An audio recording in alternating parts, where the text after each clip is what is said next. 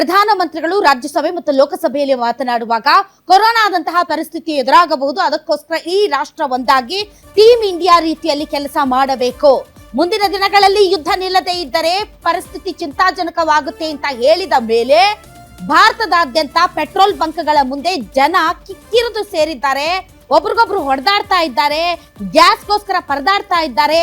ಒಂದು ರೀತಿಯಾದಂತಹ ಆತಂಕದ ಪರಿಸ್ಥಿತಿ ನಿರ್ಮಾಣ ಆಗಿದೆ. ಮತ್ತೆ ಲಾಕ್ಡೌನ್ ನಂತಹ ಪರಿಸ್ಥಿತಿ ನಿರ್ಮಾಣ ಆಗುತ್ತಾ?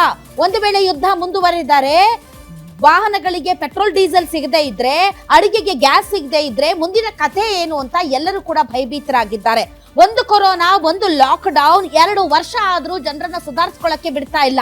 ಅಂತದ್ದೇ ಪರಿಸ್ಥಿತಿ ಮತ್ತೆ ಬರುತ್ತೆ ಅಂತಂದ್ರೆ ಬಹಳಷ್ಟು ಜನ ಈಗ ಭಯಭೀತರಾಗಿದ್ದಾರೆ. ಬಹಳಷ್ಟು ಫ್ಯಾಕ್ಟರಿಗಳು ಕ್ಲೋಸ್ ಆಗ್ತಾ ಇದ್ದಾವೆ, ಬಹಳಷ್ಟು ಕಾರ್ಮಿಕರು ಕೆಲಸಗಳನ್ನ ಕಳ್ಕೊಳ್ತಾ ಇದ್ದಾರೆ, ಹೋಟೆಲ್ಗಳು ಬಂದಾಗ್ತಾ ಇದ್ದಾವೆ.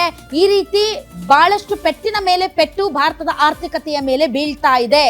ಅದರ ಮಧ್ಯೆ ಇವತ್ತು ಆಲ್ ಪಾರ್ಟಿ ಮೀಟಿಂಗ್ ನಡೆದಿದೆ. ಈ ಮೀಟಿಂಗ್ ನಲ್ಲಿ ಬಹಳ ಇಂಪಾರ್ಟೆಂಟ್ ಪರ್ಸನ್ಸ್ ಗಳೇ ಮಿಸ್ ಇದ್ದಾರೆ.